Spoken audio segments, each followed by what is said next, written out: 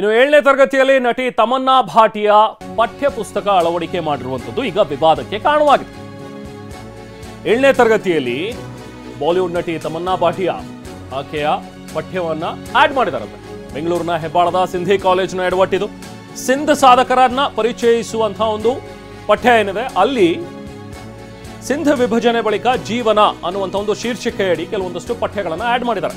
ಇದರಲ್ಲಿ ನಟ ರಣಬೀರ್ ಸಿಂಗ್ ಮತ್ತು ತಮನ್ನಾ ಭಾಟಿಯಾ, ರಣಬೀರ್ ಸಿಂಗ್ ಮತ್ತು ತಮನ್ನಾ ಭಾಟಿಯಾ ಅವರ ಒಂದು ಟೆಕ್ಸ್ಟ್ ಅನ್ನ ಆಡ್ ಮಾಡಿದಾರಂತೆ. 7ನೇ ತರಗತಿಯಲ್ಲಿ ನಟಿ ತಮನ್ನಾ ಭಾಟಿಯಾ ಪಠ್ಯವನ್ನ ಆಡ್ ಮಾಡಿರುವಂಥದ್ದು ಈಗ ವಿವಾದಕ್ಕೆ ಕಾರಣವಾಗಿದೆ. ಪೋಷಕರು ಈಗ ಆಕ್ರೋಶವನ್ನು ವ್ಯಕ್ತಪಡಿಸ್ತಾ ಇದ್ದಾರೆ. ನೋಡಿ, ಅಲ್ಲಿ ಕ್ಲಾಸ್ 7 ಸಿಂಧಿ ಪೋರ್ಷನ್ ಅನ್ನುವಂಥದ್ದು ಒಂದು ಇದು ಬೋಧಕೇತರ ಸಬ್ಜೆಕ್ಟ್ ಅಂತಾನು ಕೂಡ ಹೇಳ್ತಾ ಇದ್ದಾರೆ. ಬಟ್ ಸ್ಟಿಲ್ ಇದರ ಅವಶ್ಯಕತೆ ಏನಿದೆ? ಮಕ್ಕಳು ಯಾಕೆ ತಮನ್ನಾ ಭಾಟಿಯಾ ಬಗ್ಗೆ ಅಥವಾ ರಣವೀರ್ ಸಿಂಗ್ ಬಗ್ಗೆ ತಿಳ್ಕೋಬೇಕು ಅನ್ನುವಂಥದ್ರ ಬಗ್ಗೆ ಪೋಷಕರು ವಿರೋಧ ವ್ಯಕ್ತಪಡಿಸ್ತಾ ಇದ್ದಾರೆ. ಯಾಕಂದ್ರೆ ಸಪೋಸ್ ಈಗ ತಮನ್ನಾ ಭಾಟಿಯಾ ಯಾರು ಅಂತ ಹೇಳಿ ಮಕ್ಕಳು ಬಂದು ಈಗ ಮನೆಯಲ್ಲಿ ಕೇಳಿದ್ರೆ ಹಾಗೆ ಎಕ್ಸ್ಪ್ಲೈನ್ ಮಾಡಬೇಕಾಗತ್ತೆ. ತಮನ್ನಾ ಭಾಟಿಯಾ ಮಾಡುವಂಥ ಒಂದು ಸಿನಿಮಾಗಳು ಎಂಥ ಇರುತ್ತೆ, ಸಿನಿಮಾದಲ್ಲಿ ಕೆಲವೊಂದಷ್ಟು ಸೀನ್ಗಳಿರುತ್ತೆ, ಅವುಗಳನ್ನು ಮಕ್ಕಳು ನೋಡ್ತವೆ. ಸೊ ಅವಾಗ ಅವುಗಳ ಮೇಲೆ ಪರಿಣಾಮ ಬೀರೋದಿಲ್ವಾ ಮಕ್ಕಳ ಮೇಲೆ ಅಂತ ಹೇಳಿ ಪೋಷಕರು ಈಗ ಆಕ್ರೋಶವನ್ನು ವ್ಯಕ್ತಪಡಿಸ್ತಾ ಇದ್ದಾರೆ. ಈ ನಟಿಯಿಂದ ಏನು ಕಲಿಯೋದಿದೆ ಮಕ್ಕಳಿಗೆ? ತಮನ್ನಾ ಸಾಕಷ್ಟು ಬೇರೆ ಬೇರೆ ರೀತಿಯಾದಂಥ ಸಿನಿಮಾಗಳನ್ನು ಮಾಡ್ತಾ ಇರ್ತಾರೆ, ಅದರಲ್ಲೂ ಫೋನ್ ಮಾದರಿಯ ಚಿತ್ರಗಳನ್ನು ಕೂಡ ನಟಿಸ್ತಾರೆ. ಆ ಟೈಮಲ್ಲಿ ಬಂದು ಪ್ರಶ್ನೆ ಕೇಳಿದ್ರೆ ಮಕ್ಕಳು, ನಾವು ಅವ್ರಿಗೆ ಏನಂತ ಉತ್ತರ ಕೊಡೋಣ ಅಂತ ಹೇಳಿ ಪೋಷಕರು ಆಕ್ರೋಶ ವ್ಯಕ್ತಪಡಿಸ್ತಾ ಇದ್ದಾರೆ. ಪಠ್ಯದ ಬಗ್ಗೆ ಕಾಲೇಜು ಆಡಳಿತ ಮಂಡಳಿ ನಿರ್ಲಕ್ಷ್ಯ ವಹಿಸಿದೆ ಇಲ್ಲಿ, ಅಥವಾ ಬೇಕು ಅಂತಾನೆ ಇದನ್ನ ಆಡ್ ಮಾಡಿದ್ಯಾ, ಅವರ ಗಮನಕ್ಕೆ ಇಲ್ದಲೇ ಅಂತೂ ಇದನ್ನ ಮಾಡೋಕ್ ಬರಲ್ವಲ್ಲ ಅಂತಲೂ ಕೂಡ ಪ್ರಶ್ನೆಗಳನ್ನು ಕೇಳ್ತಾ ಇದ್ದಾರೆ. ಮಕ್ಕಳ ಹಕ್ಕುಗಳ ಆಯೋಗಕ್ಕೆ ಈಗ ಪೋಷಕರು ದೂರನ್ನ ಕೂಡ ಕೊಟ್ಟಿದ್ದಾರೆ.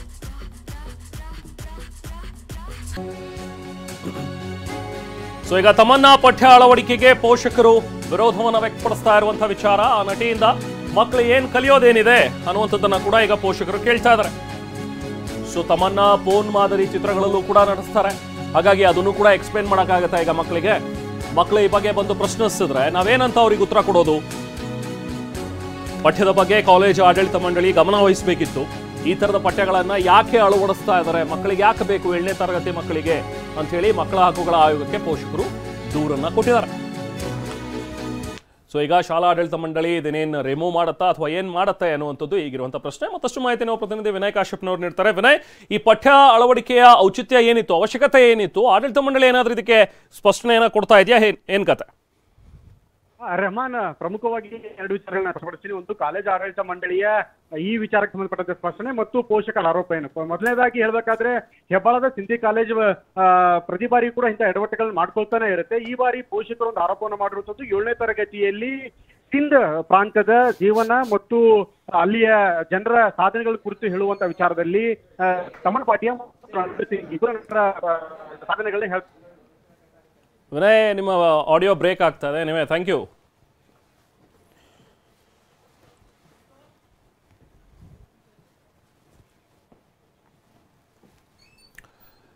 ಸೊ ಈಗ ಶಾಲಾ ಆಡಳಿತ ಮಂಡಳಿ ಏನು ರಿಯಾಕ್ಟ್ ಮಾಡುತ್ತೆ ಅನ್ನುವಂಥದ್ದನ್ನ ನೋಡ್ತಾ ಇದೀವಿ. ಯಾಕಂದ್ರೆ ಪೋಷಕರು ಕೂಡ ಈಗಾಗಲೇ ಮಕ್ಕಳ ಆಯೋಗಕ್ಕೆ ದೂರನ್ನ ಕೊಟ್ಟಿದ್ದಾರೆ. ಸೊ ಹಾಗಾಗಿ ಸಹಜವಾಗಿ ಈಗ ಈ ಪಠ್ಯವನ್ನ ರಿಮೂವ್ ಮಾಡಬೇಕಾಗುತ್ತೆ. ಬಟ್ ಆಡಳಿತ ಮಂಡಳಿಯವರು ಇದಕ್ಕೆ ಇನ್ನೂ ಕೂಡ ಸ್ಪಷ್ಟೀಕರಣವನ್ನು ಕೊಟ್ಟಿಲ್ಲ. ಮುಂದಿನ ಹಂತದಲ್ಲಿ ಅದಕ್ಕೆ ಏನು ಉತ್ತರವನ್ನು ಕೊಡ್ತಾರೆ ಅನ್ನುವಂಥದ್ದನ್ನ ನೋಡಬೇಕು.